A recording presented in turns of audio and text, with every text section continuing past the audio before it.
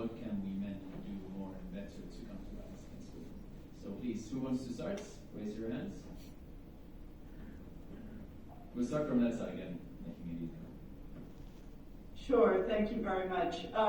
Well, I think one of my colleague panelists, I think was Ayla, who mentioned that in many ways, even though the Stambul Convention is a landmark treaty, it's not all that. It's hardly a radical document, and we're talking about basic rights here that have been upheld in numerous treaties, including the ICCPR. It's not like we're reinventing the wheel here. So I just don't see that argument holding water. It's a very convenient excuse, but there's discrimination against women is a violation of international law. The right to health is the protected right. So I think these are some of the answers.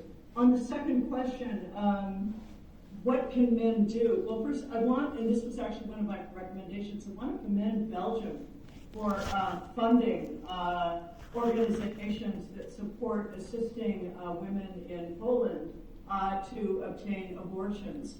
And I think this is exactly one of the kinds of best practices that can help women and girls at the practical level, but also send a very important signal that the countries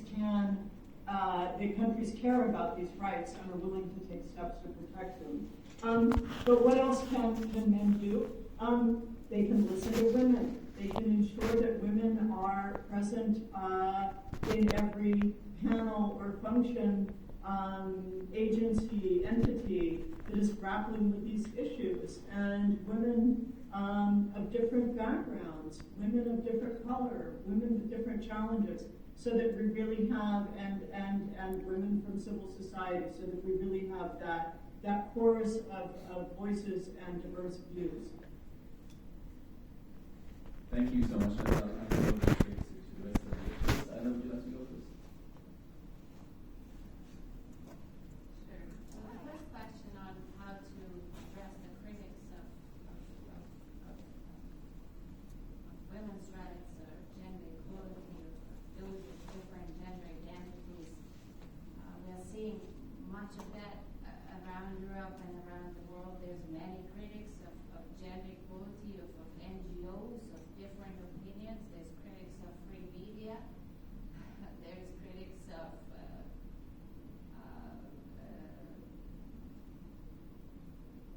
many critics. How we respond to that? Of course, there's the classic way of referring to the international human rights framework and doing it in a legal way, as has been attempted. For example, I understand in a number of countries, with also, European Union and the Court of Human Rights issuing clarifications and imposing fines as to what extent that has really brought much change to many of these critics. Yeah, remains debatable.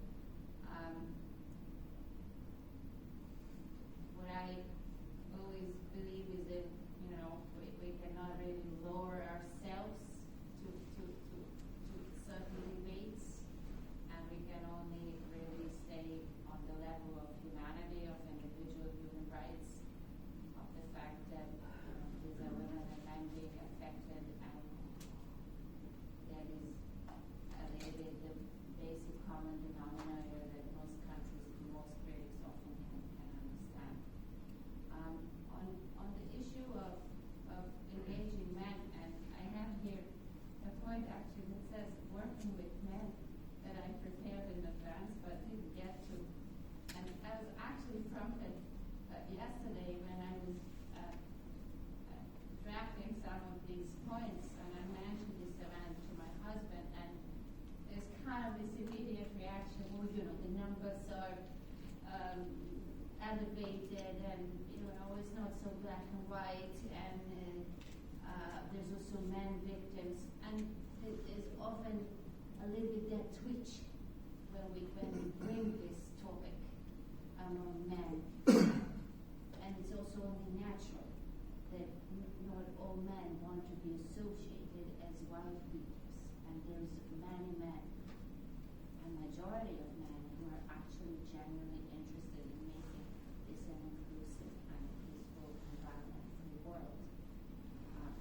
also the statistical fact that the majority of perpetrators of domestic violence are men, 80 or 90%.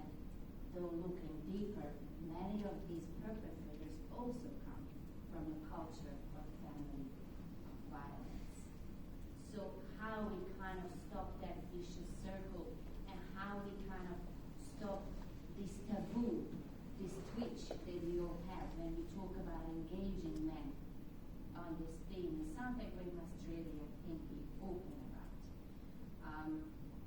We must work with male allies, with OSCE leaders, with decision makers, security police, male role models, but also with male perpetrators and male victims of violence, who we also don't hear much about. To really jointly address this taboo, address the stereotypes, and create cultures, institutions, and homes that will not tolerate violence. How we do that in practice must probably start with our own institutions and our own families. Thank you, and then Johanna. I won't discuss much about the Stambul Convention, but I'll talk about the men. I think first what men can do is acknowledging that there are so many types of masculinities and allow those different ways of being man to exist and appreciate those, instead of only that one very stereotypical that we all learn from action movies. I would say the first step. Second one, I do think it's very complicated in a way, because being a man taking space and discussing these topics, there's kind of two ways to it. One kind of edge over there is that, are you taking space away from women experts? Because women have been talking about this for a long time, and I think that's something very careful. Men do need to be careful that they never take that space from women who may have worked on the topic for longer. At the same time, men also bring a lot of new positions, reflections, and they do bring privilege.